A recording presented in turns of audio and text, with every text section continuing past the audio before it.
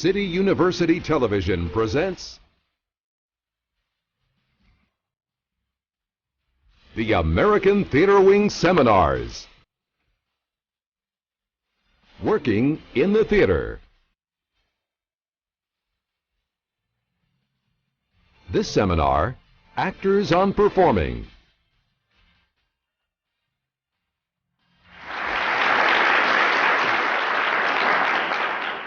Hello, I'm Sondra Gilman, Chairman of the American Theater Wing. Welcome to our Working in the Theater seminars. Today we're going to focus on acting.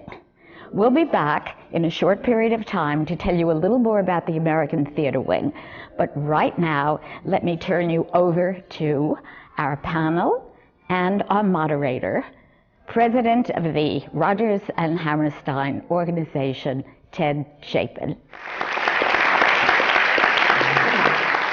Thank you and welcome to this seminar. We have today a panel of extraordinary performers with distinguished careers on both sides of the Atlantic, all of whom are appearing currently in shows in New York. Let me introduce the panel to you. Lynn Redgrave, currently appearing in The Importance of Being Earnest at the Brooklyn Academy of Music. You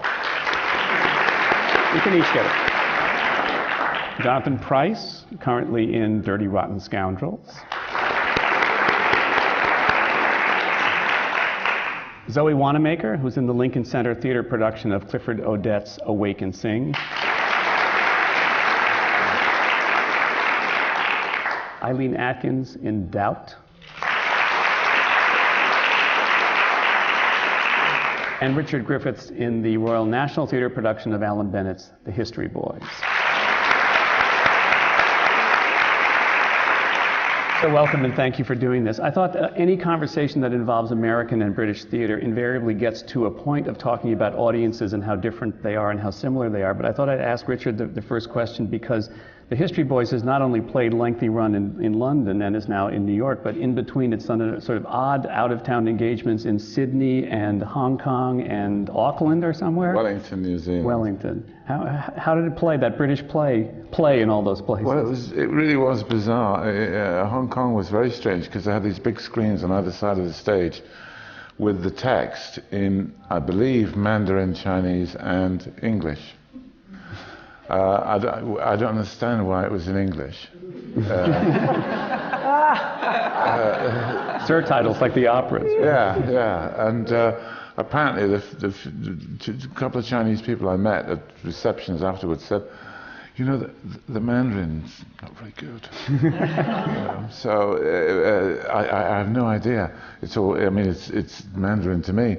And it was just very strange because we would do the show and there'd be big, you know, this is a terrific line. This always gets a great, keep going. And, there's a big laugh coming, and keep going. And it was really tricky, you know, timing.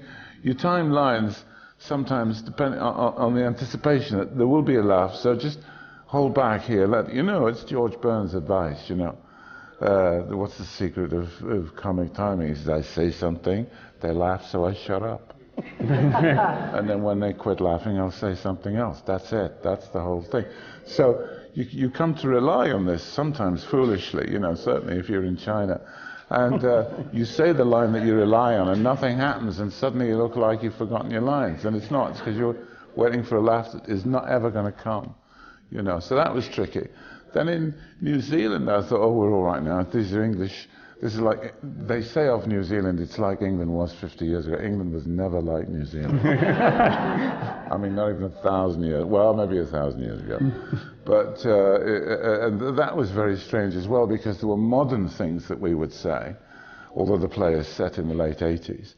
And the audience said, do you know what that was? I didn't get that one at all.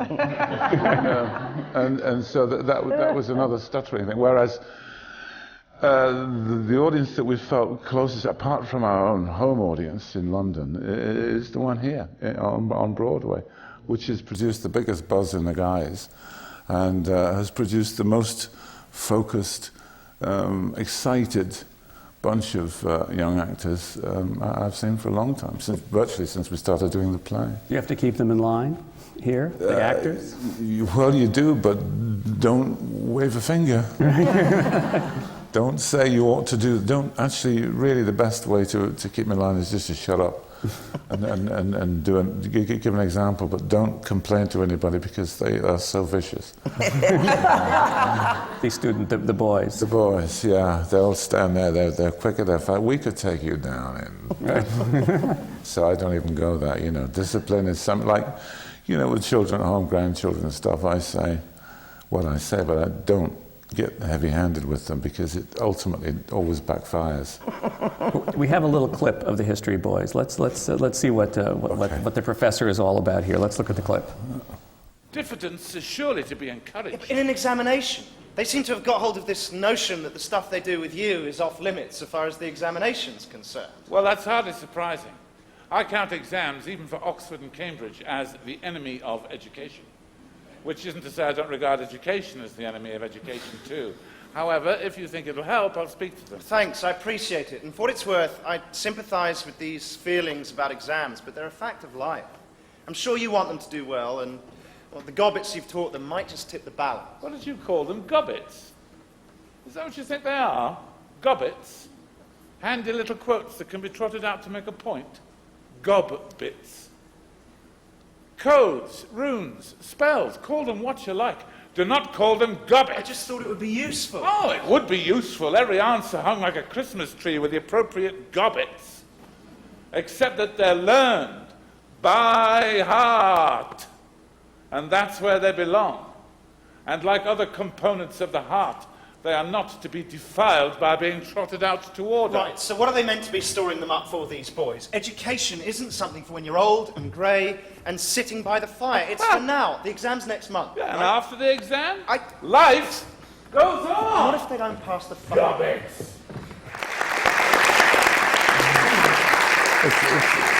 It's actually quite depressing to see that because I noticed two things. I'm right about cross-lighting stinks. Because you stand on the stage and the pair of us are sort of moving up and down. Yeah. I'm asking him, I've got to go upstairs, I better keep downstairs, he's got another line to go. All of that's going on, it's a waste of breath. And the other one is Stephen Campbell Moore looks very good on TV. So, it's very good. I remember Paul Jessen once when he went to, I am telling a story. Yes. Shut up. Jonathan, I want to ask you, because you certainly did Miss Saigon, the same production in London and New York, and then other shows you've done, different productions, the same part. What was it like with Miss Saigon with the audiences? Were they different? Did they respond differently, or were they?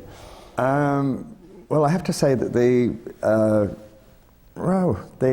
Drury Lane audience was, because it's 2,250 people, and it was such a huge event in London. It was. It didn't feel that much different to the response in New York. And in fact, I couldn't hear. It's a completely sung through musical, and the orchestra's playing all the time, and you can't always hear the music never stops, so you can't really hear the audience response. And it was only when some kind person at the stage door gave me a bootleg CD. He taped the show in New York, and he thought I might like to listen to it. And it was taped from the audience. So I could hear. I thought, I've been getting lost. I had no idea. All you heard was the big cheers and the applause, but the laughter that was going on, Not aware. No. Amazing. But it was, there is certainly an added, I think it's not, it's more to do with yourself, I suppose, the added excitement of working on Broadway. It just feels a bit different. There's a bit more of, you sense more of a buzz in the theatre, but it's probably just the same at home. We're a little more reserved, I think. Any other thoughts about British audiences in America? I'd agree about the a little bit more reserved. I don't actually perform that often in England, but the last thing I did was Noises Off about 3 or 4 years ago, and we always knew when the audience was predominantly an American tourist audience because they behaved like Americans, which means if they really liked it, they really let you know. And not to knock British audiences, but there is a reserve, as we're all British-born people here, No. There is a... No, you're not. No, American-born. Sorry, so I got it all wrong. Yeah, of course, I know that. There is a sort of, well, let's just not get too excited here. We've paid our money. The seat's a bit narrow. We're really enjoying it. It was very good. And just a bit, and then, but American audience, I love playing. I mean, I've really, in the last 30 years, I've played far more over here. And if they like it, they really like it. If they don't like it, they walk. And that, the great thing is, nobody walked out today. I mean, you're doing a good job. It's good. Wow. But I've rarely finished a soliloquy in Shakespeare and had awesome shouted out. Whereas the Dirty Rotten Scoundrels, we've had that at the end of a couple of numbers, which is awesome. We've had a funny thing in Importance of Being Earnest in Los Angeles, where we had a lot of students come. And at the moment when we've finally discovered who Ernest Jack is, and Gwendolyn says, is suddenly very worried. She says, "My own, but what own are you?" And invariably they'd yell, "Cousins." So it was wonderful. And they were so right. Yes, too smart. Yeah. I read somewhere, Eileen, that you had said that you wanted to do Doubt here, and you replaced Cherry Jones because it's a play that would never be done in London. Is that a misquote? Yes, it's a bit of a moot point at the moment altogether. Yes, every English person who's come to see it averagely hasn't liked it. And I always seem to be in plays about sex. And then you get in a very different situation. Like the first play I did on Broadway, The Killing of Sister George, they were truly shocked, the audience then. But the wonderful thing is, yes, the British not just reserved, they're embarrassed. Now in England, they were too embarrassed to make any noises of shock. But here, they actually gasped. And the wonderful thing is, in Doubt, they gasp at the thought of what the priest might be doing to the boy.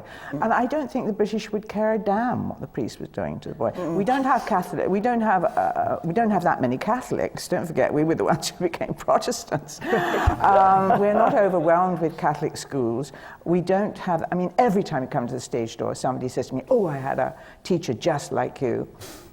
And I mean, the fun, I think it's huge fun, the difference in the audience. I find it much bigger than everybody else seems to find, because, yesterday, somebody in the audience, when Ron was speaking to me and getting very angry with me, they shouted out, "Kill her! Kill her!" And they said it twice, and sometimes I get booed at the curtain call, which I love. I mean, they So you've done your job right. Yes, but they do take it much more seriously. But we used to get that. I mean, I don't think it's at times peculiar to America, but we used to get it in Liverpool when we were playing to audiences in the 70s, which were a less sophisticated, it certainly wasn't a London audience, but it was a less sophisticated audience that we were attracting into the theatre at the Everyman. And they would shout out, I mean, "Kill me" was a shout that would go up, and it was again to do with Catholic and Protestant. Oh. And I was playing a Protestant figure in a John McGrath play who got beaten up by two thugs on stage, and there were nights of kill him, for real. Wow. And I didn't do the goat here. I never saw it here, but I did it in London. And from what I could gather, there were very different sensibilities here than in London, where the London audience was certainly less prepared to walk out and be shocked. Whereas I gather in New York, it was much more active, and they didn't want to know it. It was a slightly more prudish view of it. But I found that the London response across the board with the goat was it was a kind of an intellectual approach to it, and they appreciated it for what it was, beyond the fact that it was a man who was having an affair with a goat. I found that quite interesting. They got the metaphor better than people here. Yeah, we're good on metaphor. Right. Yeah. Now, Zoe, you're in a new production here of a Clifford Odets play, Lincoln Center, directed by an American. So this has been created here. Yes. How has it all come together, and is the audiences are liking it? Yes. Oh yes, very much. It's the second time I've been directed by in America with an all-American cast, and it was a completely new thing for me. It all started because Andre Bishop, who runs the Lincoln Center, has always wanted to do Awake and Sing, and in some ways had wanted to, I think, bring Clifford Odets back to America in a way, because since the blacklisting, since the trial, when he named names, he was sort of, he'd never really been done on Broadway before, but since, strangely. And I think it's just sort of given Clifford Odets a new airing, and it's quite interesting because the poetry and the language in it is so beautiful. Well, not beautiful. Yes, it is. It's stunningly written. She's like French words. Yes, I mean, the audience go, oh! Like, and quite right too. It's major poetic force. But it's also interesting because it's about the politics in the 1930s, which were very, very strong. And that's another thing. It's quite interesting how that period was so important, and yet it was trodden and it's now negated. But it was a very powerful time. A lot of socialism, communism, and liberalism was very important then. And the dreams and the hopes of Americans were very, very strong. And that's what it hasn't lost its energy because of that. That's what's exciting about it. Well, we happen to have a little clip of it.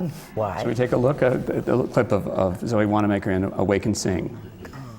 Family needs for a rainy day. Times is getting worse. Prospect Avenue, Dawson, Beck Street. Every day, furniture's on the sidewalk. Forget it, Mom. Ralphie, I worked too hard all my years to be treated like dirt. It's no law that we should be stuck together like Siamese twins. Summer shoes you didn't have, skates you never had, but I bought a new dress every week. A lover I kept, Mr. Gigolo. Did I ever play a game of cards like Mrs. Marcus, or were Bessie Berger's children always the cleanest on the block? Here, I'm not only the mother, but also the father. The first 2 years, I worked in a stocking factory for $6 while Myron Berger went to law school. If I didn't worry about the family, who would? On the calendar, it's a different place. But here, without the dollar, you don't look the world in the eye. Talk from now to next year. This is life in America.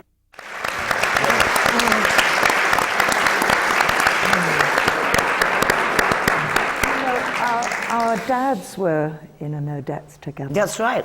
Sam Wanamaker and Michael Redgrave were in Winter Journey, which sometimes was called The Country Girl, sometimes Winter Journey. I was old enough to have seen it. It was wonderful. It was one of those times that I remember very clearly in the theatre. Yes, because he directed, and it was the first time that England had seen a method actor. Is that right? Yeah. And he sat in, and Dad sat in the audience, started the play as the director of the piece, playing the director. Yeah, yeah. And sat in the audience, and nobody had ever seen that before. That was 1950, blah. Yeah. I can't remember when it was. Yeah.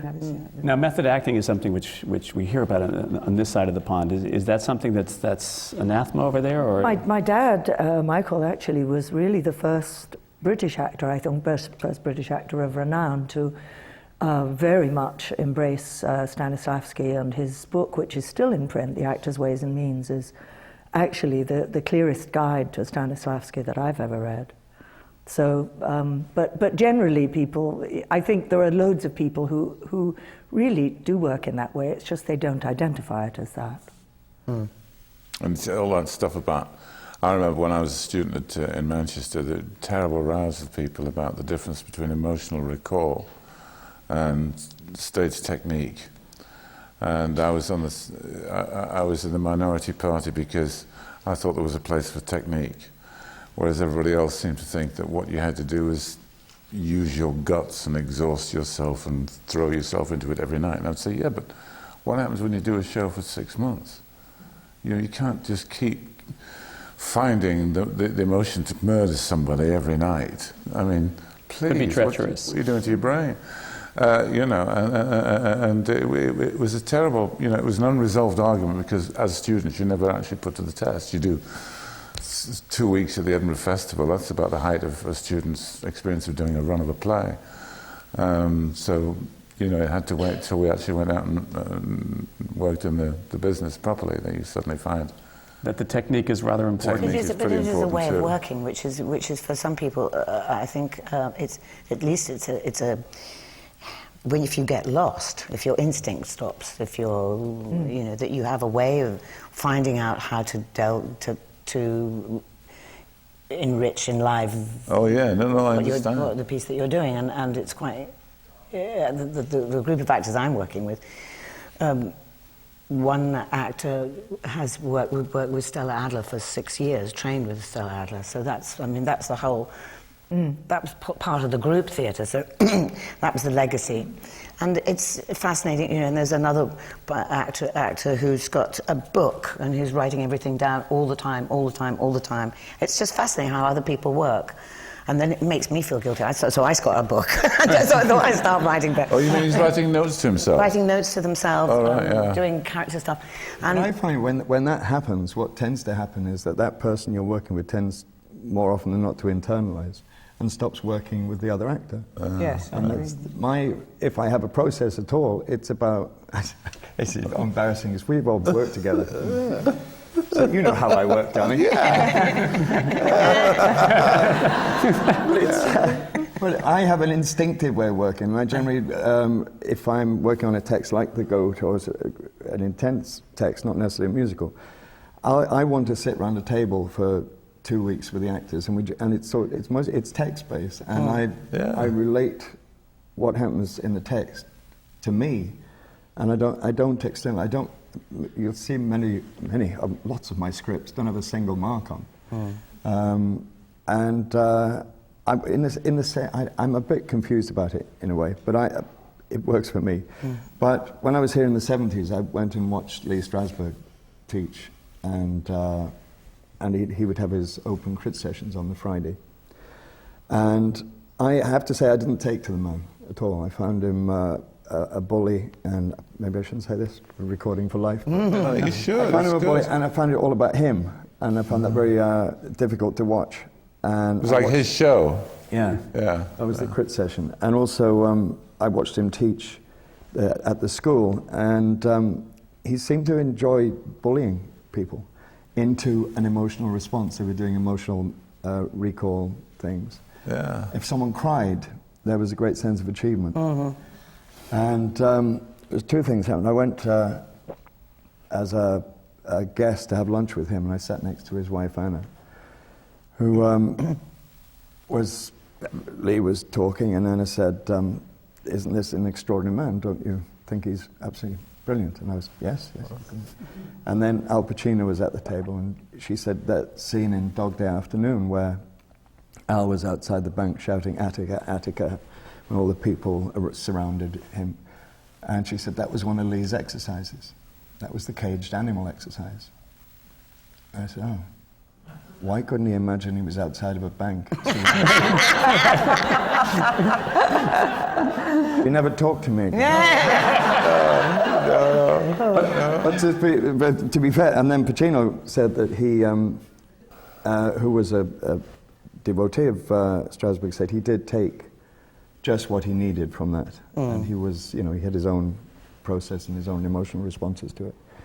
But I do find it, instead of internalize it, it tends to externalize, I find. But there isn't just one way, and even in one's whole lifetime of doing it, it depends on the role and it depends on the demands. I certainly have had times I did a production of Master Builder playing Mrs. Soulness, and she's a woman who really is completely in her own terrifying world. She's not really communicating with Soulness or with Hilda until she tells about the dolls. And so it was enormously helpful to have this whole interior life that did involve a great deal of notebooks and ritualistic music and things, just to be able to come on with that sort of, particularly for me, because I'm a gregarious sort of company person, and to be that solitary as I felt in order to play her I needed to be. So I found that fantastically helpful. Can't say I do that as Lady Bracknell, actually. No, you know. It just depends on what the demands of the show are. Really, for me. I think it's merged a lot more now. It used to be an American way of acting, a British way. I think it's merged a great deal now. I mean, Ron Eldard and I approach our work in exactly the same way. There's no difference at all. I think one of the troubles you come across, unfortunately, acting is a fashionable job. I mean, if you look at past performances, you're often, I mean, how many bits of even film? I mean, even someone like Betty Davis, who I thought was a wonderful actress in her day, I look at now and laugh at a bit. And it changes. I mean, you have to be amazing to survive over. So I think that we've sort of merged a bit now, American and British. I don't think you could tell much difference now. It's fashionable in that it is susceptible to fashions? Yes, absolutely. Yes. Absolutely. Of its time, always. Yes. I'm beginning to wonder exactly how Shakespeare is going to sound to it now. And I know I must keep an open mind. I know I'm an old person and I mustn't shut my mind off to it. But when I hear everyone talking like this and asking me if I'm all right, and there's always that little question at the end of the sentence, I think, are we going to have Shakespeare like this? And I think, yes, probably. It's probably going to be or not to be. Very good. Yeah, is that the question? and it will be accepted, and it will be, someone will say that's brilliant, because it will be of its time. We're all of the time, and I think the best actors have to roll with that rather. And you ever see that marvellous thing in films? If you look at costume dramas, if you look at just movies about the days of ancient Rome, what's wonderful is that whenever that film was made, the look of the Romans, which is always basically togas and tunics, is exactly of the period in which the film was made. Yeah. If it was the I, Claudius in 1934, everybody's rather, sedately down here for the chaps. They've got things that come to here. And then if you go to Steve Reeves in the 60s and all that stuff, it's almost like a jockstrap with a fringe on it, you know. Or the sport. And the hairstyles as well. The hairstyles. Yeah, exactly. I mean, it's bizarre. But you look at it and think, Cleopatra. that was made in 35, 36, around there sometime. And even though it's always the same thing, this is the story of ancient Rome. No, it's not. It's also why I can't watch that thing on that clip, because that was for a performance for the stage at the theatre. It's not for television. I find it unbearable. And that's why that's unbearable to watch, because you just think if this was on film, then you do it completely differently. Absolutely. And that's why these things are lies. They are terrible lies. and we all hate them. We all hate them. And we only do it because they say it's archival, it's for historical purposes, Historical. Or they say they have to plug the show. Well, the only really good use of it is if it gets revived in 5 years' time and people need to know what the blocking was so that somebody can do it. Or how not to do it. Or how not to, not to do that. Ixnay. But you've made a film of History Boys in the middle of all this. Yes, but we did it as a movie. Yeah. And that's completely different. And was that a clip that we saw of the movie, or was that of? I don't think that appears in the movie at all. No, that's stage. That scene. That's the stage, absolutely, right. And it's the emptiest point of the stage. Yes, of course. It's the corridor scene. And was that done? Was that one done specially, not with an audience? No, that's one of the archival. This is called B-roll, and B-roll in shows with there is an PR audience departments. there. Yes. Yeah, but as Zoe reported, I looked at it and thought, dear Lord, imagine that being on TV and you always say, well, see what's on C-SPAN, It's got to be more active than this, But it is awful to look at those. I find it very hard to watch stuff anyway. They used to do those live things in England, didn't they, of West End shows? Yes. Act one, anyway. We'll take you directly to the Whitehall Theatre. The excitement is high, the buzz is enormous. The curtain is going up. Another farce by Brian Ricks. Now I'm terrified to show the rest of the clips we have. Huge acting. I'm terrified to do this, but should we look at another clip, or Oh will I God, get are we stoned? looking at me now? Would you like to look? Whatever. We have a little bit of Lady I Bracknell. know we're going to go. We're all in for it. I know. I can tell it's been. These are the people set. who watch these like seeing this. So let's look at a little bit of Lady Let them Bracknell. have their pleasure. However, I am quite ready to enter your name should your answers be what a really affectionate mother requires. Do you smoke? Well, yes, I must admit I smoke. I am glad to hear it. A man should always have an occupation of some kind. There are far too many idle men in London as it is. How old are you? 29. A very good age to be married at. I have always been of opinion that a man who desires to get married should know either everything or nothing. Which do you know? I know nothing, Lady Bracknell. I am pleased to hear it. I do not approve of anything that tampers with natural ignorance. Ignorance is like a delicate exotic fruit. Touch it and the bloom is gone. The whole theory of modern education is radically unsound. Fortunately, in England at any rate, education produces no effect whatsoever. If it did, it would prove a serious danger to the upper classes and probably lead to acts of violence in Grosvenor Square. See, and that was filmed at the Amundsen, which is a 2,000-seat house, and we're all acting very big and a little slower because it's huge there. So. You have to fill the space. I could hear you doing it slower than absolutely you would have been doing it if that had been you'd known that you were filming it. If I was filming it, I think I would have done it quite differently. Oh yeah. I think actors know and sort of take it in. Nicole. You're getting all your laughs there, darling. Now, speaking of films and acting in films, I believe that the two of you, Zoe and Richard, were in a couple of films about a couple of kids' books. Oh, yes. She only ever wrote 5 so far. And she's worth $8 billion. You've been in America for a while. I like how you said that $8 billion. I can say it now. I can actually say it. I have never seen it. I wouldn't know how many trucks you need to carry it. Right. But Joanne Rowling has it for Harry Potter. Oh, yeah. It's great for me because as Uncle Vernon, I'm expected to be horrible to kids, which I like because I am, you know. I mean, don't get me wrong, no, I love kids, but I couldn't eat a whole one. And they come up to me and they expect me to be nice, you know. They say, would you sign this for my son? I said, no.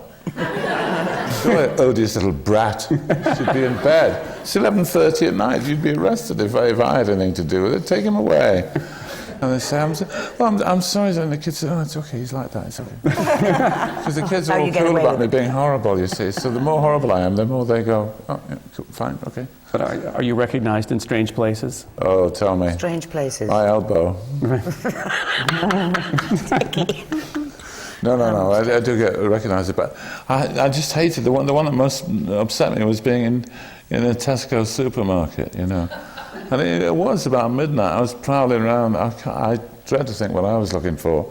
But there was this kid, and he said, would you come and tell my 12-year-old that you're Uncle Vernon? I nearly wanted to just bite his head off, you know.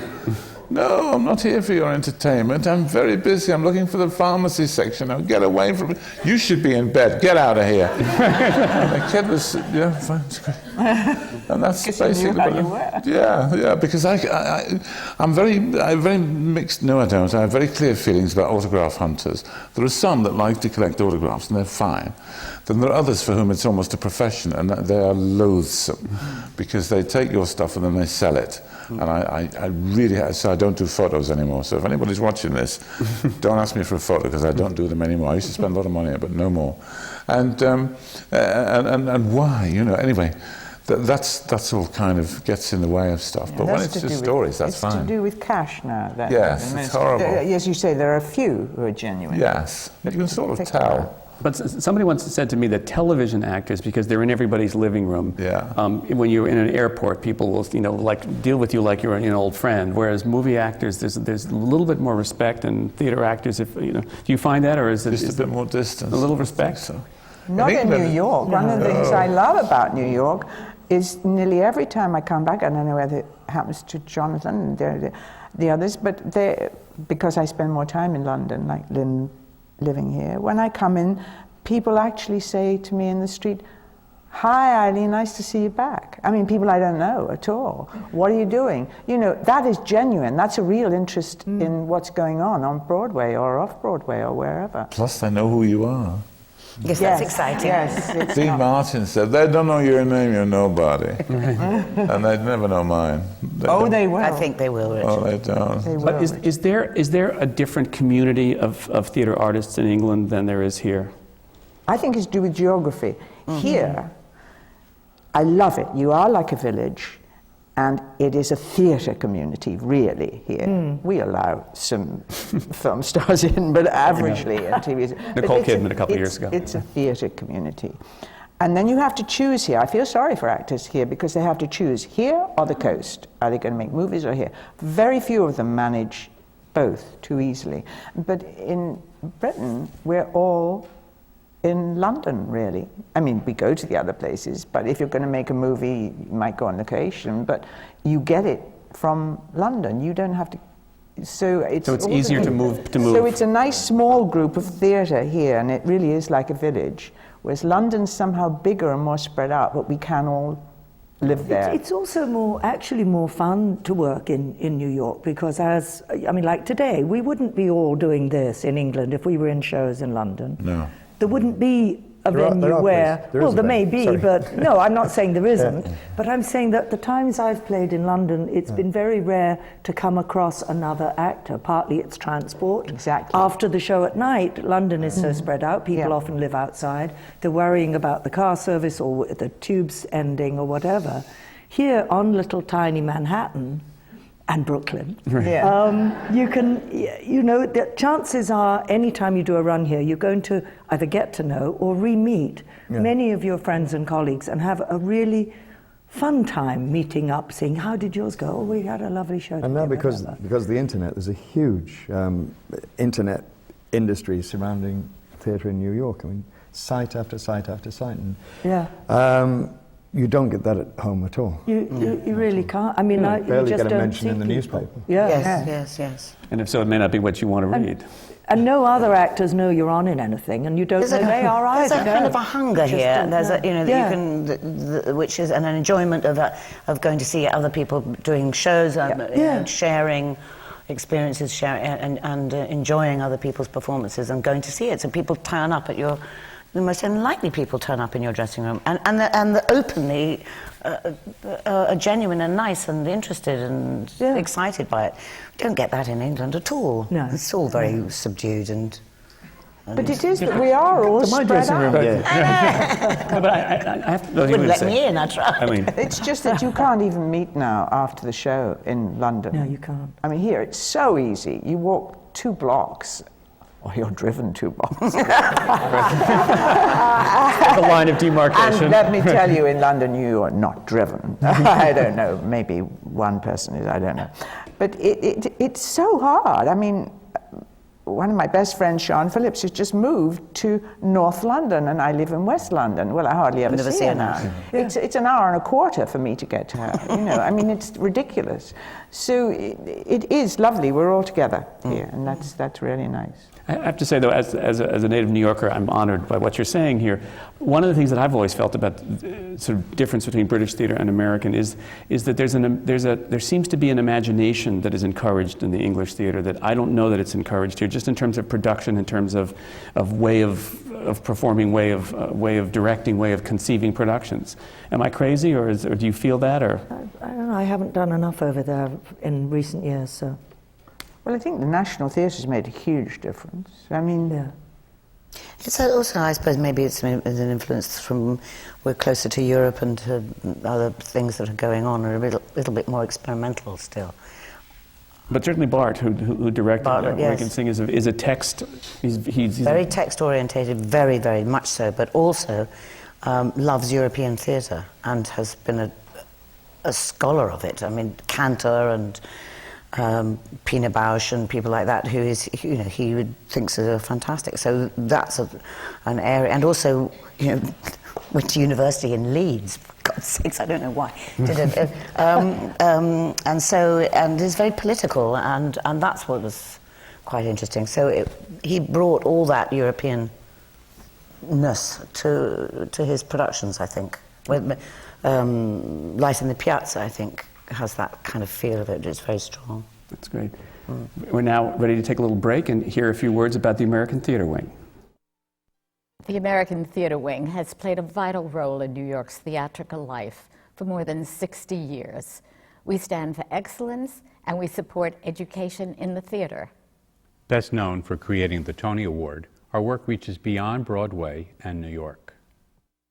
These seminar programs, which are supported by the Annenberg Foundation and the Dorothy Strelson Foundation, are an unequaled forum for discussions with today's most creative artists. Downstage Center's in-depth interviews are heard on XM satellite radio. Our grant and scholarship programs support New York theater companies and theater students. And since we began, we have given away more than $2.5 million. Our theater intern group helps young people who are just starting in their careers build a professional network. And Springboard NYC is a 2-week boot camp for aspiring actors from colleges across the country. All of the American Theatre Wing's educational and media programs are available for free, on demand, from our website, americantheaterwing.org. Now, let's return to the seminar. I want to talk a little bit about the institutional theaters that are in London, specifically the National. But I want to start with a confession that the very first job I ever had in the professional theater when I was 16 years old was assisting John Dexter, who taught me a great deal at age 16. I have to say. But I know that you worked with John. I worked with him several times, and I adored John Dexter, though I saw him be pretty harsh to many people. And I think the reason we got on well was John was utterly brilliant, but he was a bully, and he would pick on the person who could least take his bullying, and therefore then they would become it.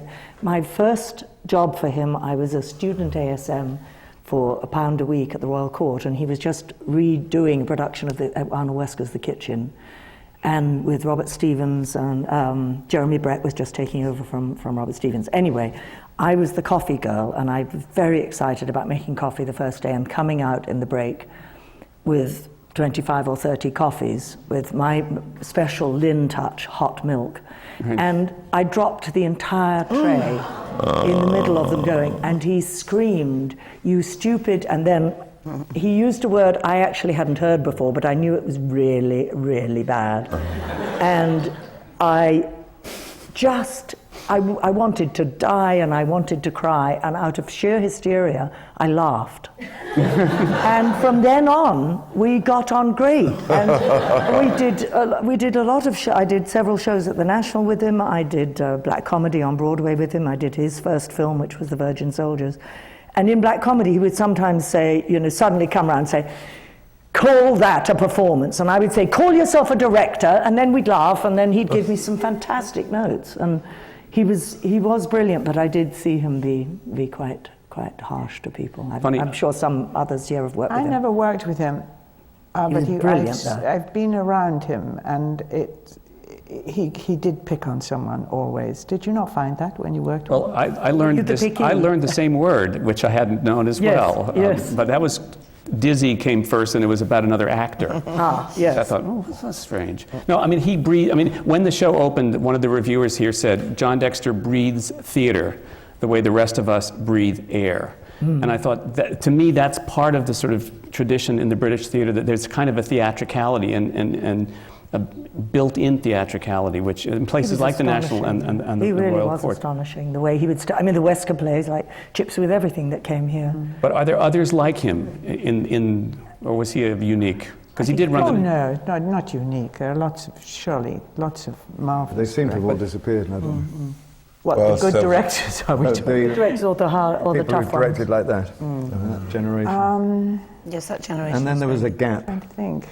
And what's there now? What's the generation now? Well, the number of good directors are always only on one hand, really. You're lucky if you can fish around for 5. Yes, I would totally agree with that. Right? Yes. And there's some new ones coming up. There's some very good ones. young ones, and also a couple of women, which is, thank God, it's about time there were some good women on that directorial side. Yeah. The other experience I had was Alan Arkin, who's an actor who became a director. So in early years I had John Dexter, who was, it seemed to me to be about the totality, and Alan Arkin, who was, as an actor, so brilliant at giving actors what they need. Do you find that which is rare? All I know is that sometimes, I mean, there are directors who cannot direct traffic, and literally they cannot direct traffic, and they get away with it because if it's a good play and it's well cast, and we're not all stupid, if it's a moment we need to take focus, we'll all help each other do that. And there are directors, amazingly, and I come upon them from time to time, who actually don't like actors very much. And when I get one of those, I just remember that until there was electric light, there were no directors. Because the day they got an electric light and they went, excuse me, Richard, you need to move over there because that's where you're lit. Yes. And a director was born. And so while I have the greatest respect for an the five that we won't name any names, but it's rare to find that combination of wonderful actor-directors who know how little or how much some people want their hand held, some people want a million notes, some people function best left alone a bit, depending on what it is. It's very rare to find somebody who can direct traffic and truly set the actor free. So I've done a lot of sort of, remembering of the invention of electricity in my life. But yes. Peter Hall loves actors, I have to say, so that's always nice. Really, always to do with language, isn't it, as far as the director is concerned, is what language they use that can is the key that opens your imagination. Exactly. Unlocks your imagination. And if they understand your personal use of language as well, that's terribly important. Yes, exactly. But we've all been there with the person who said, I recall somebody at the RSC at Stratford years ago, whose basic technique used to be to say, good, let's run it again. And then you'd do it, and he'd say, good, let's run it again. And this needle was never lifted out of it into the next part of it. Good, let's run it again. I think people would be stunned if they knew how often the actor pulls the show through. Really. I was in a quite famous production of Heartbreak House years ago, and I'm sorry to... he was... I don't know whether to say... Yes, he's dead. I can say it. It was John Schlesinger, who was a wonderful film director. Wonderful. Knew everything about the camera. He knew nothing about the theatre at all. And we used to go in early. We all agreed within about a week, 2 weeks, that it wasn't going to be any good. And we got in early, and we used to rehearse in somebody's dressing room until John came, and then go and do what he... And it went down as one of the great productions. It was totally done by the actors, rehearsing on their own. Really. Yeah. Let's Run It Again was famous for pulling these shows out of the bag, and it was actually actors saving their lives in exactly the same way you've just described. Well, I don't know if this is a good segue, but shall we take a little clip of Doubt? Gosh, all right. Well, equal pain for everyone. Yes, absolutely. This was happy directing, wasn't it? I don't even... Who?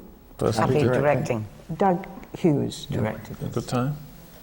Yes, but it was very difficult because it was the first time that I had ever taken over. I'd never done that before. Oh, right. And it was the first time he'd ever had anybody taking over too. I know Jonathan's just had this. I don't know whether Jack was more used to it. But with all the good intentions in the world, when I was finding my way to something, because in his head he knew Cherry's answer, I knew he was wanting to give me that answer. Which probably wasn't your answer. Right? Exactly. It was not at all my answer. So, because I gather I never saw her, I couldn't do a performance of anything if I'd seen the actor do it. So it was very, very different. In the end, I think it was okay, but it was bumpy sometimes. It was bumpy, I think it's more than okay. Let's take a look at it. You have not the slightest proof of anything. But I have my certainty. And armed with that, I will go to your last parish, and the one before that if necessary. I will find a parent, Father Flynn. Trust me, I will. A parent who probably doesn't know that you're still working with children. And once I do that, you will be exposed. You may even be attacked, metaphorically or otherwise. You have no right to act on your own. You are a member of a religious order. You have taken vows, obedience being one of them. You answer to us. You have no right to step outside the church. I will step outside the church if that's what needs to be done, though the door should shut behind me. I will do what needs to be done, Father, if it means I'm damned to hell. You should understand that, or you will mistake me. Now, did you give Donald Muller wine to drink? Have you never done anything wrong? I have. The mortal sin. Yes, and I confessed it. Did you give Donald Muller wine to drink? Whatever I have done, I have left in the healing hands of my confessor, as have you. We are the same. Oh, we're not the same. A dog that bites is a dog that bites. I don't justify what I do wrong and go on. I admit it, desist, and take my medicine. Did you give Donald Muller wine to drink? No. Mental reservation? No. You lie.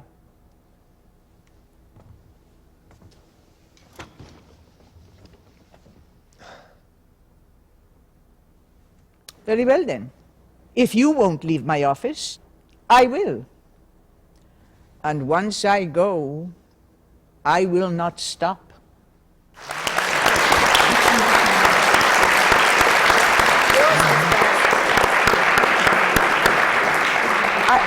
I must just tell an extraordinary thing that's happened to me with it, which has made me feel very strange, odd things, not really to do with acting, but in trying to get, I'd been to a dialogue coach to try and get sort of American Irish, and I was longing to hear Frank McCourt talk because of him, you know, in Ireland till he was 19, which is what I imagine this woman probably was, and then coming here. And in the middle of rehearsals, I came back from rehearsal one day and just pinged on the television to watch the thing, and there was Frank McCourt being interviewed, and I heard a half-an-hour interview with him.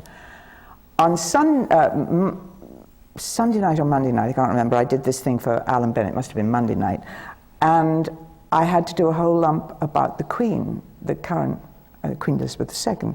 And I was just thinking, gosh, if I was at home with her 80th birthday, I could have heard her, and I can't quite remember the voice. And I didn't go to the party for the History Boys after, because I went back to work, and I thought, well, you've done as much as you can now. And I pinged on the television, I got the Queen in the middle of a speech. So I'm beginning to feel there's some work going on somewhere that I don't know. There's a strange feeling, a spine-chilling thing. Now we know what television is for. Jonathan,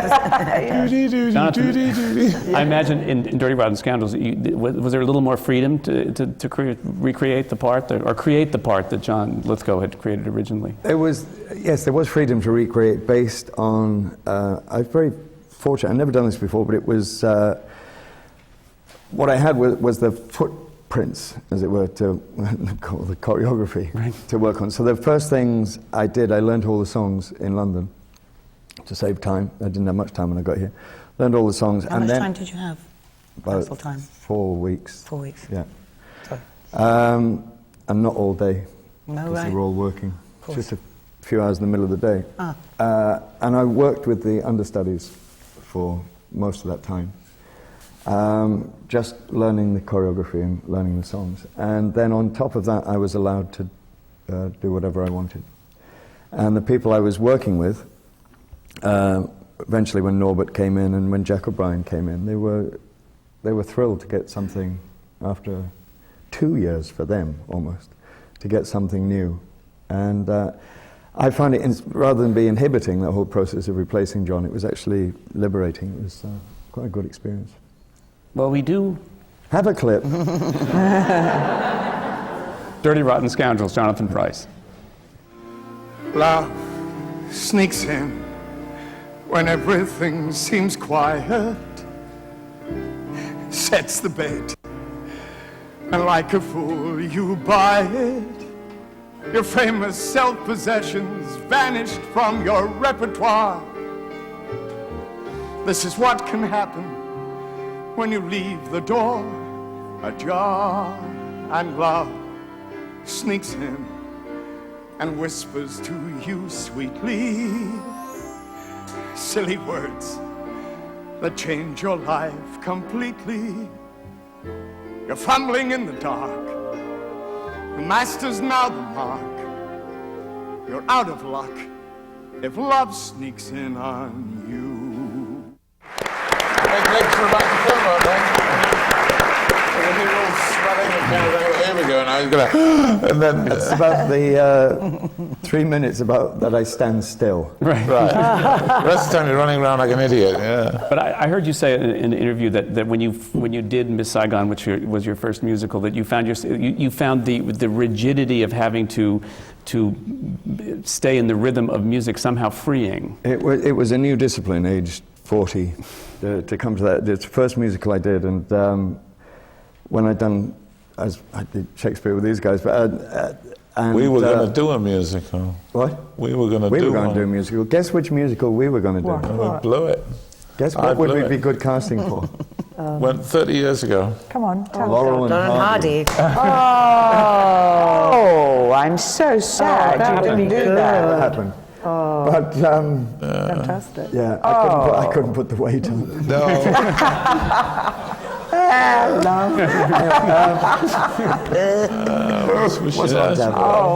I would like to. I'd have enjoyed that. But having done Shakespeare, where I didn't necessarily, keep to the iambic pentameter, I always treated it like a new text, and if it fitted in, it fitted into the rhythm, what I wanted to say.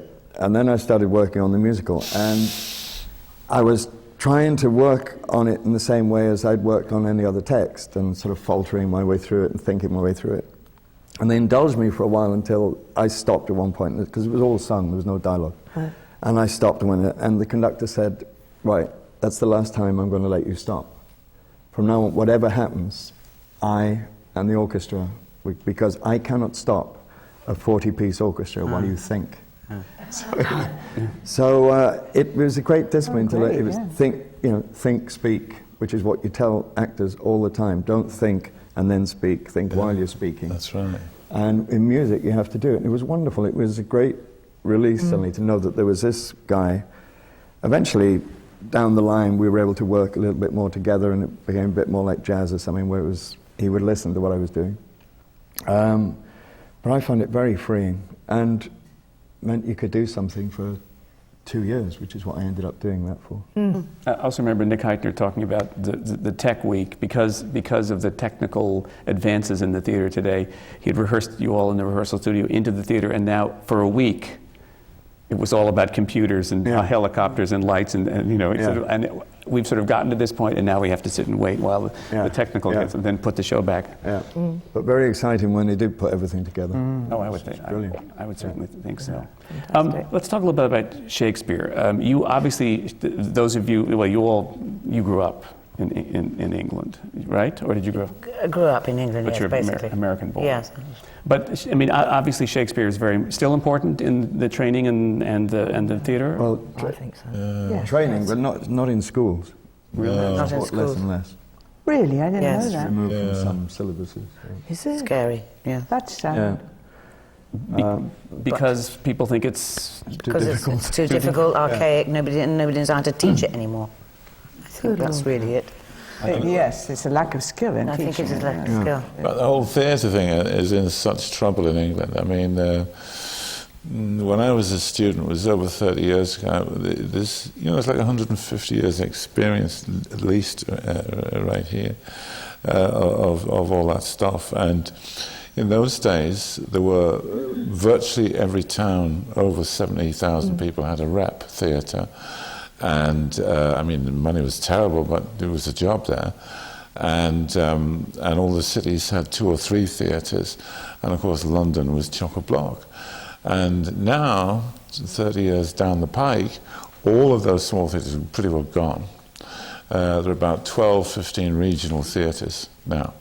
And the Royal Shakespeare Company is in serious trouble, or has been, through a terrible lacuna in its history. A terrible gap there. And the National Theatre is on a big roll at the moment, because Nick Heitner has done fantastic things. But it's significant by its rareness. It's not like this is happening everywhere. Everywhere is in decline. And there's a lot of denial about this, but in fact it's true. The other thing that's bizarre is, apropos of students, is that when I was a student, there were 12, count them, 12 recognized drama schools pumping out 300 or 400 kids a year into the business. today, if you look at the Contact's professional magazine with everybody in the business names and addresses and numbers, there are 17 pages of drama schools pushing out upwards of 6,000 kids a year. But there's only 400 jobs. So, and the majority of those are, they're no longer, it's not necessarily training you for the profession. Yeah. It's for a degree, it's all part of... Just to get a grant, you have to, right? Yeah, you have to have it, yeah. And why? I mean, I feel so fortunate because I grew up, a great deal of my childhood was at Stratford-on-Avon because my mum and my dad played there so often, and I had a best friend there whose father was the manager, so even if it was a season that they weren't there, I just grew up going to Shakespeare. The first play I ever saw was my dad as Hamlet when I was 4. You just went to Shakespeare, so there was never a barrier, perhaps because I was so fortunate to be, Shakespearean actor's child, that there wasn't a barrier between us and the language, because that was part of my growing up. And indeed, I think in my childhood, as you say, it's changed now, but most people, they went to their Shakespeare, didn't they? Yeah. I first met Eileen at Yes, we played tennis, and I met Zoe. She doesn't remember when she was 2, and because her father was playing Iago. Yes. And my then husband was understudying him. And I was 10. You were 10? 10. You seem to be tiny. And you were She was crawling. very backward. Yes. And you were only crawling. Sure, you were 10 then. Gosh, you were tiny. I remembered you as a really tiny little girl. But I can remember your father saying to me, and I was a walk-on in the company, only just in the company. I can remember him, the wonderful openness of him, saying, look, I don't understand. You talk about these, not me, he said, Britain talk about these iambic pentameters. He was looking at a half line. And I thought, and I said, no, but you finish it on the next bit. And he said, oh, thank you. And he was probably just being nice to me, but he was so open to everybody. This was one of the first people we'd had at Stratford who talked to your father was wonderful, but he was very much separate. He was a very shy man anyway. Yes. And Sam was one of the first people who really talked to him as well, and he would say, I don't know, I haven't been brought up in the Shakespeare, tell me, to almost anybody. I don't understand where he got this obsession for the Globe then. Well, then he did, I think he then did get a massive obsession. It was from a very early age. I think he just couldn't believe The it. Globe is fantastic. I mean, what the legacy that your dad began and that we should talk about continued that a on. little I mean, bit. it's extraordinary I've seen a lot of productions at the Globe, on Shakespeare's Globe. Because of course, and some foreign productions as well. We saw an extraordinary Argentinian street theatre, Romeo and Juliet, and it was extraordinary. Yeah. Just to go in there, and it's so vibrant and it's so full, and that's a fantastic thing. And honestly, since we've talked about American English theatre, I don't think an English person could ever have got the Globe built. It was it had to be. Yes, I agree. And it was under such a terrible British opposition. I mean, even fantastic. I thought it was an anathema, and I thought it was. I mean, I was embarrassed by it when he was trying to trying to get it done, because nobody really wanted to know. No sort of. And I think he felt very American then, and very ostracized, because he was treated. It was treated like it was going to be a Disney thing. Yeah.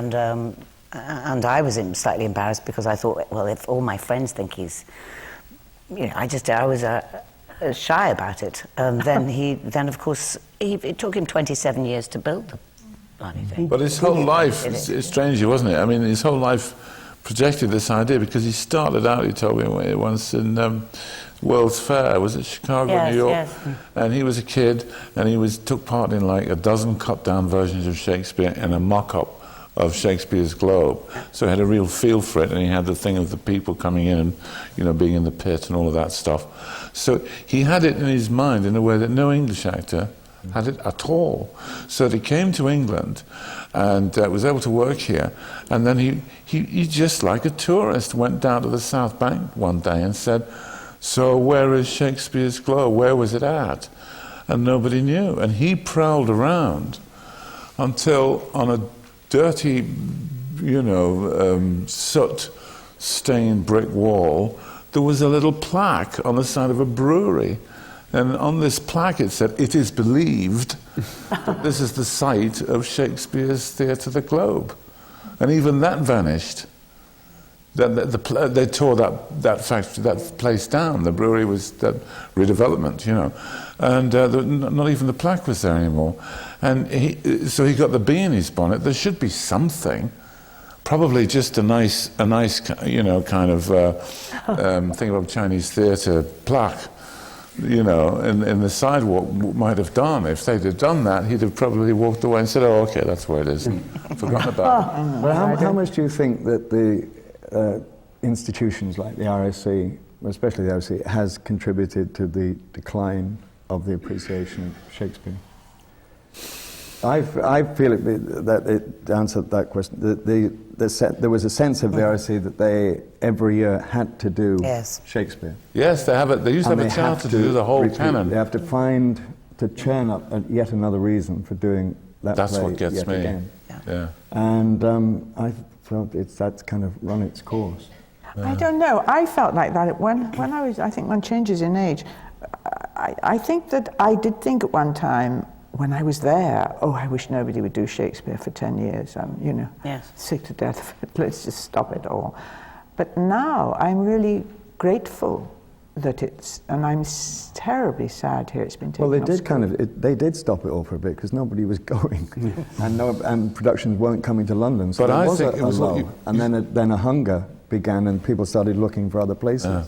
Like in the tobacco factory in Bristol. Right. Oh yes. And innovative productions of Shakespeare. So people who found a true reason to do it, other than it's on the school syllabus. The students are studying Macbeth this year, so we've got to do a production of Macbeth, and they push in 1,000 school kids to watch it. And they didn't want to, no. But I just must say, you said innovative. No, it was I've been down to the tobacco factory, and it's quite the reverse. What was happening was the RSC were trying to be too innovative. And when I went to the tobacco factory, and you suddenly get the play just spoken by a new cast, you think, oh, this is wonderful. No sets. Nothing, and then you suddenly thought it was wonderful again, because I think they'd been over. See, now that's innovative. Yes. Right. Yes. I've lived that long. There came a point when they'd sit around in a production meeting and say, "We have to do 6 titles next year. That's the season. What on earth can we do to make them interesting?" Yes. Right. And it drives me absolutely wild, because you don't have to do anything to these plays to make them interesting. What they mean, they've not finished their own thought, which is, what on earth can we do to make these things interesting to us? First thing to do is get yourself out of that job and put somebody else in that hasn't done it before. Right. And just let's hear the damn play, because the play does the work. And that's where it went wrong. And it was all about the building. And theatre is absolutely nothing to do with buildings. I mean, you take a bunch of actors and a text. That's it. Mickey Rooney said it, and we could do the show right here. yes. But the point is, you can. None of that matters. Yes. And they've lost track of that. And I think that the problem is, all right, I'll say that. I don't know, you're always reserved in England because it gets political and backstabbing happens and all that stuff. But I think the problem with the company was that they lost track of the fact that when we were there, me and Johnny and Zoe, particularly, it was the last time it was kind of hot in the 70s. It was hot because there was a hot bunch of people, and it was the company we were the company, not the theatre. The bunch of actors and directors that were there, and artists and designers. And everybody was very pushy. I remember Richard on the stage door used to say, you know, not everybody likes this company because it's very aggressive, and the people are all, you know, they'll tread on each other's toes and together. And I said, Richard, that's ambition, that's drive, that's actually very exciting on stage because it's dangerous, and the audiences may not know what it is, but I'll bet you they like what they see. And of course they did. And that was allowed to go, and the company was allowed to break up and disperse, but it was never rebuilt or re-established. And I think that's what's happened all across the board at home. Were you all put together sort of by accident? Was it just a happenstance that you were all there? It was a happenstance, a good one, mind. Yeah, but there could be another one in theory. Yes, of course there could. But the company is the people. It's nothing to do with the fabric of the building. Yeah. or even, well, I would like to say that people got some good salary.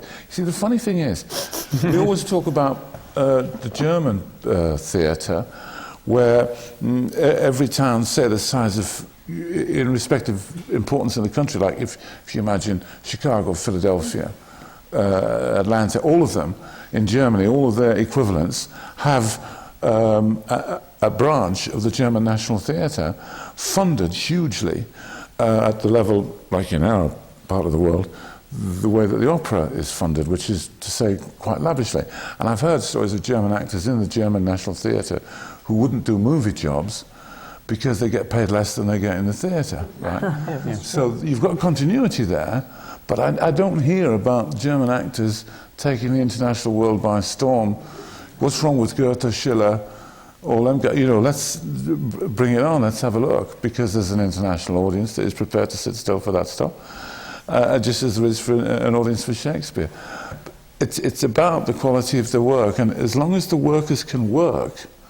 You see, right now, all that you can afford with subsidised theatre is leading actors who will come in off the back of some movie work, so they're not worried about meeting overhead for the next 3 months, and baby actors who are straight out of college who will work for tuppence or 10 cents, whatever.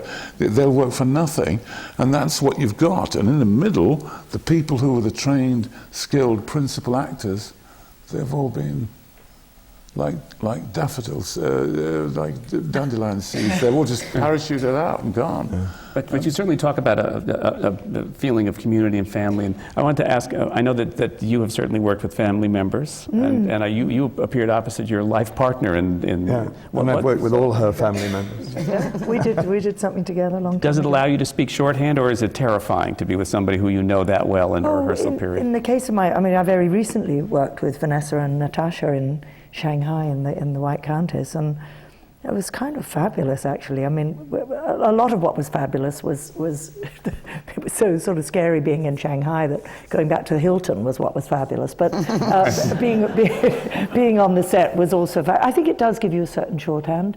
When Vanessa and I and our niece Corinne's daughter Gemma did Three Sisters some years ago in London, what we didn't have to work at was being relations, so often a lot of what our work is, say, if you're playing Three Sisters, is how can we, say Eileen, me, Zoe all do Three Sisters, we've all got to kind of work on being sisters.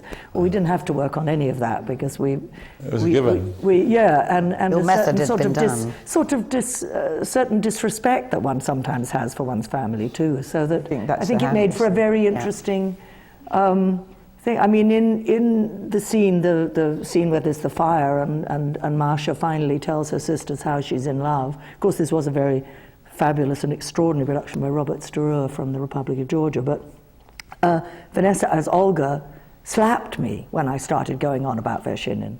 And I don't know if we'd have come to that if we hadn't actually been sisters. She was so pissed off that Marcia was in love that she just slapped me.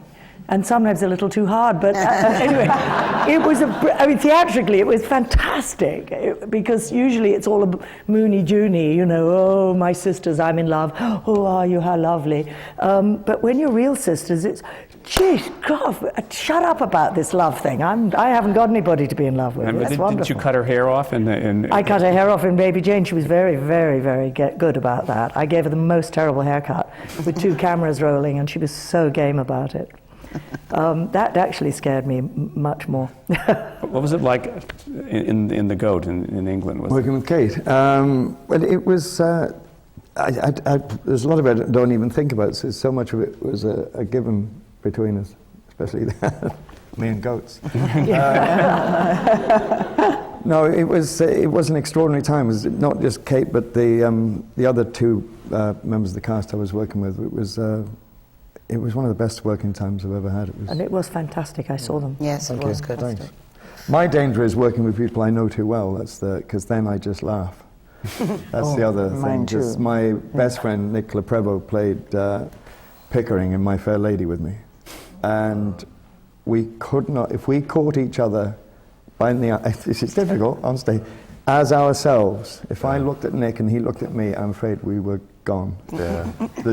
All the absurdity of theatre would come home. What the hell are we doing? It's when you learn that trick of staring intensely at the point just in between the person's eyes, so you don't quite catch the true look, and you can carry on. You know, There was the opening of the play. There's 2,250 people sitting in Drury Lane, and they assumed that I always sang "Why Can't the English" with this vibrato, because I was laughing at Nick's moustache flap.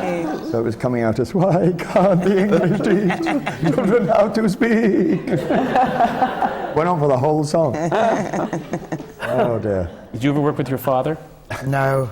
God, I would have been terrified. Terrified. I mean, he's I worked pretty with strong. your father once. Did you? Very briefly. And I met him. He's very charming, came Very to say hello charming. to me. He'd just finished slashing his wrists in a film.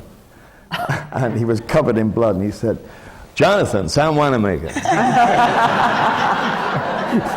Yeah, charming man. Blood everywhere.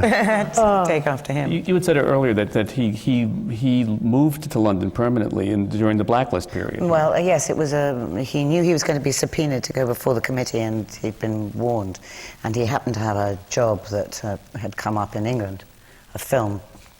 And so he took the job, and then my mother, who was a radio soap star at the time, put the two of us onto the boat, and we left on the Queen Mary. They thought that it would be over in 6 months and they would be back. And their furniture was in storage in Connecticut, I think. And then we didn't get back. And then his passport ran out at a certain time. I think it was in the 50s. It must have been, well, we came in the 50s, so it was about 52, I think they came over, or 51. And his passport ran out, and he applied for a new passport at the American Embassy, and it was refused because of his un-American activities, so-called. He'd been a member of the Socialist some party, but for 2 minutes, I think. So he was, it was declined. So he was stateless, passportless, as was my mother. So they were. I don't think it was for about 12 years until he came back here and did his first film, Tara's Bulba, I think it was. Oh. Interesting. Interesting little slice of a period of our history, and that's the man who Yes. bludgeoned the But I think maybe globe. maybe it was a good thing. I mean, his movie career was completely ruined by the McCarthyism, but maybe it was I mean, he started the Liverpool Shakespeare's little Shakespeare theatre there, and that was the first so-called repertory theatre that was open 17 hours a day. It had a coffee bar and a restaurant and an art gallery and a da-da-da. So it was maybe something was good came out of it in a way. And I got to meet my husband, and I also got to work with such nice people. And you never frittered away. You didn't just sort of go down in the dumps after a terrible blow like that must have been with the McCarthyism. He actually went out and did stuff, and had a life. And it produced all this It was an American energy, though, that came to England. I mean, it was that's what blood on it. It's a real hands-on, can-do guy. That's the handy exchange, that energy. That's right. Yeah. And then a bit of, hang on a minute. That's right. It's handy here. Yeah. Speaking of sort of doing it, I know that at least two of you have written plays, did you come to that to do something, to write a good part for yourself, or did you? I did my first one. I did write to write myself a job, Shakespeare for my father. I'd reached that point that we all go through from time to time, where suddenly it appeared I'd dropped off the face of the earth, and so I'd always been kind of making excuses to myself. Like if I was Willie Russell, I'd write a Shirley Valentine. Mm-hmm. And I originally wrote it so that I would go to colleges, and I did a 27-city, 6-week tour, one-nighters, and I'd go and I'd teach a class at, whatever university or whatever. And about halfway through, it was my 50th birthday, and I was in Sarasota, Florida. And about halfway through the first act, there was a man in the front row, because I broke the fourth wall a lot, who started sort of laughing, or his body kept keeling over, and I kept thinking, that's probably a dentist who looks like Jose Quintero.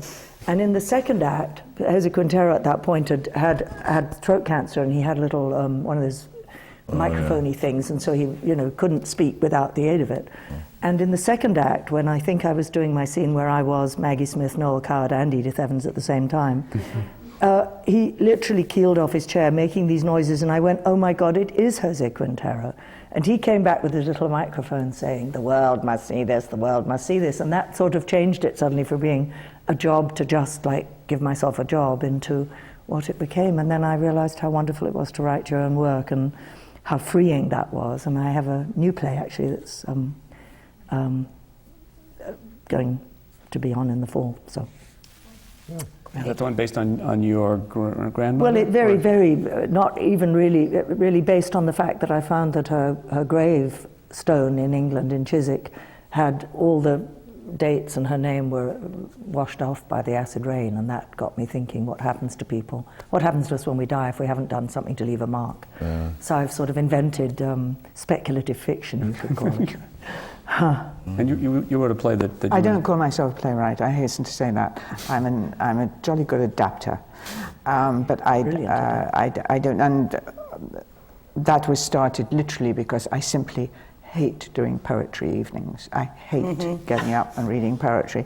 And you're often asked as an actor, I don't know how many, to do things for charity when you get up and do that. And I thought, I wish I just had an evening that I could say, look, I'll do this. And so I found the letters of Vita Virginia, and I thought, well, that'll make an evening for two women, and that'll probably do for something. And then I did it, a bit like Lynn. I did it thinking that'll do for that Sunday evening. And then people just loved it. So I thought, oh, hang on, maybe we could turn this into an evening. And then, the Minerva at Chichester offered me their studio to try it. Then people offer you things. And then it just grew and grew. And now we're doing a movie of it. And the sad thing is, everyone's too old for it. You and Vanessa were fantastic. Everyone who's ever played it, we're all too old. Well, you and Vanessa Redgrave were extraordinary. You were fantastic. Well, it was huge fun to do, But I adapt. I couldn't possibly sit down. I tried. I know I can't do it. Something come into my mind and I write a play. I can't do that. That isn't a gift of mine. And Jonathan, you ran the company in Liverpool that you started with for briefly, yes? I did, yeah. I worked there for 2 years, and Alan Dosser, the director, was taking a sabbatical, and they wanted somebody to go in, and he'd taken most of the company with him to do this Beatles show in London. Yeah. So I went back and formed a company and ran it for about 6 or 7 months. Do you yearn to do it again? It made me never ever want to direct again. No, I'm coming around to it again now. And I was possibly starting working with students. What we were saying about earlier, there's a gap in directors. And I think my contemporaries, we have so much to give the younger actors now. When I go to drama schools and I talk to them, and it's their jaws drop when I describe what we did and what we were capable of doing when we started out as young actors. But I had a great company in Liverpool. Julie Walters. Gave her first job. Yeah. Took her off the streets. Do any of the rest of you teach? No, I could never teach. I'm the worst teacher in the world. But you I'm so bad. From time to time. I'm qualified, but I can't be paid enough. I can give tips, but I can't. I can give tips. Yeah, you give very good tips. Like how to get through an audition. But do people still actually audition? Have to audition? Oh God, they do still. Oh yes, more than Not ever. just reading. I had a dress her in London once, and she threw a party, and I said, "Darling, how lovely! What's the occasion? Is it a birthday?" And she said, "No, my flatmate's got an audition." Oh, that's a darling story. Party about an audition. Oh. For an audition. For an audition. She's got an audition. Let's have a party. It's just I never, ever got a part. I used to go to an audition. I used to do it as well as I possibly could, and I saw his next one on. And I auditioned for Peter Hall one day, and he was in some kind of state because I think a wife had just left him. And, I had to wait a long time for him, and I started the speech, it goes straight through, And somebody started hoovering behind, and I just thought, this is all too much, I can't go on. I stopped and said, look, I can't go on through the hoover. And suddenly he came down to the front and really looked at me and said, yes, you're quite right. And I realized that at last I'd got somebody's attention, you know, that they were. And so I always tell drama students, when you're auditioning, pretend to hear something, or just, even if you say, I'm sorry, do you mind if I start again? If you're a woman, all the men will feel sorry for you. The title of your biography now. Yes. Through the Hoover. Never would that be written, actually. I auditioned for my company, Bill Nye, who did exactly that. There you are. Who started the speech, and Bill's still using that technique. Yes, it's a great technique. To this day. But he was so intriguing. He said, starting, sorry, can I start? Sorry, can I just? And I thought, this guy's either a genius or he's rubbish. So anyway, I gave him the job. And he's good. Now look. I'm very bad at auditioning. It's a trick that works. Yeah. Well, on that note, with the genius, we've come to the end. Thank you all very much for being here. This has been a great pleasure. Thank you. Thank you. This has been the American Theatre Wing Seminar, coming to you from the Graduate Center of the City University of New York. Thank you very much for being here.